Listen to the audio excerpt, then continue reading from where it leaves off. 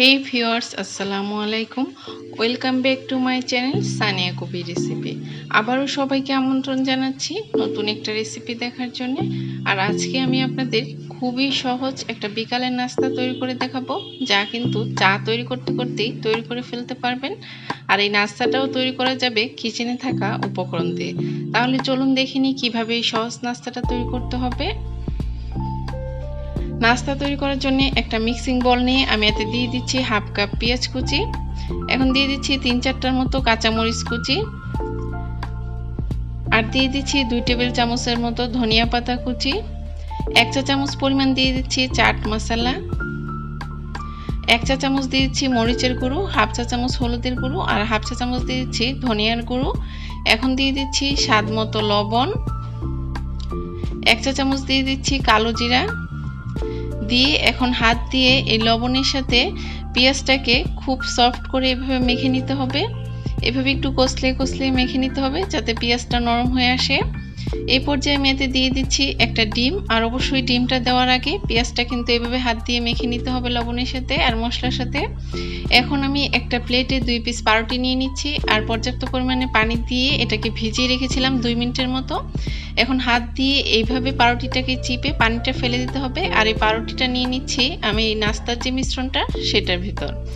এখন এই পেঁয়াজ আর ডিমের সাথে পাউরুটির 2 পিস আমি খুব ভালোভাবে মিক্সড করে নিব। এই তো আমার নাস্তার মিশ্রণটা কিন্তু তৈরি করা হয়ে গিয়েছে। এখন চলে যাচ্ছি নাস্তাগুলো ফ্রাই করার জন্য। চুলায় আমি আগে থেকে একটা প্যান বসিয়ে দিয়েছি আর এতে দিয়ে দিচ্ছি পর্যাপ্ত পরিমাণে খাবার তেল। তেলটা যখন গরম হয়ে আসবে এই পর্যায়ে আমি অল্প অল্প করে নাস্তার মিশ্রণ এভাবে হাতে নিয়ে গোল বলের মতো করে দিয়ে দিচ্ছি। এই একইভাবে প্যানে যতগুলো নাস্তা আটবে ঠিক ততগুলো নাস্তা আমি দিয়ে দিচ্ছি আর অপেক্ষা করছি একটা পাশ হয়ে যাওয়া পর্যন্ত। যখনই একটা পাশ হয়ে যাবে তখন এটাকে উল্টে দিচ্ছি। আর অবশ্যই কিন্তু নাস্তাটা জালটা মিডিয়ামে রেখে তৈরি করতে হবে। যে কোনো কিছু ফ্রাই করার ক্ষেত্রে একটু ধৈর্য নিয়ে এভাবে ফ্রাই করলে নাস্তাটা কিন্তু খেতে টেস্টি হয়। আর জালটা বাড়িয়ে দিয়ে ফ্রাই করলে কিন্তু তাড়াতাড়ি কালার চলে আসবে আর ভিতরে কাঁচা থেকে যাবে, তখন একদমই খেতে ভালো লাগবে না। তো এইভাবে উল্টে পাল্টে আমি নাস্তাগুলোকে ভেজে নিয়েছি।